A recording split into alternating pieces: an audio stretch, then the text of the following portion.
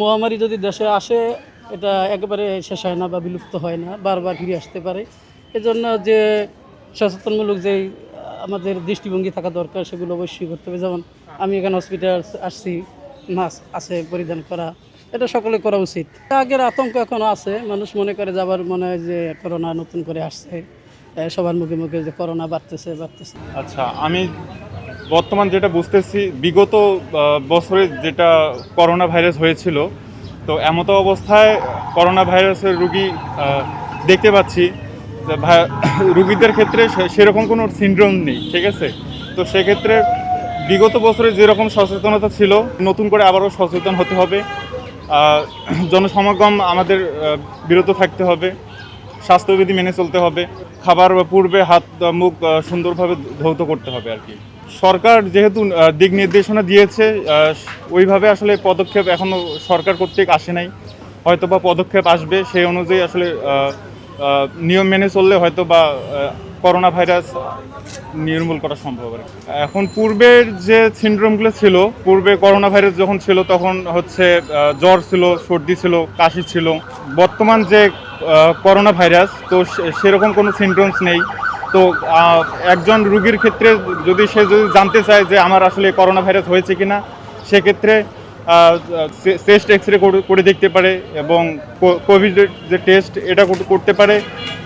অন্যথায় হচ্ছে বুকের এক্স রে করতে পারে আর কি। বুকের এক্স রে করার মাধ্যমে আসলে লাংসের যে পজিশনটা, এবং ছোট করে মেসেজ বলতে আমি বলতে পারি যে সচেতনতার খুবই জরুরি। কোভিড একটা মহামারী, এটা দেশের বা পৃথিবীর বহির্বিশ্বের জন্য একটা আতঙ্কের কারণ। এটার জন্য আমাদের মানব সভ্যতা বিনষ্টের পথে যেতেছে। আমাদের পার্সোনাল হাইজিন মেনটেন করা উচিত, নিরাপদ দূরত্ব বজায় রাখা উচিত, এবং স্যানিটাইজার ব্যবস্থা করা উচিত। অবশ্যই আতঙ্ক, যেহেতু একটা ভাইরাস, এটা মানুষের জন্য ক্ষতিকর হতে পারে, তাই আগের চেয়ে আমাদের এখন সচেতনতা বৃদ্ধি করা উচিত। কোভিডের যে ভাইরাস ভ্যারিয়েন্ট আবার নতুন করে বাংলাদেশে দেখা দিছে, এই ভ্যারিয়েন্টের ক্ষেত্রে আমাদের সচেতনমূলকভাবেই চলা দরকার সবার। কারণ কি, এটা যখন সারা বিশ্বব্যাপী একটা ভাইরাস ছড়ায়, তখন সব জায়গায় সব এলাকায় এটা একটু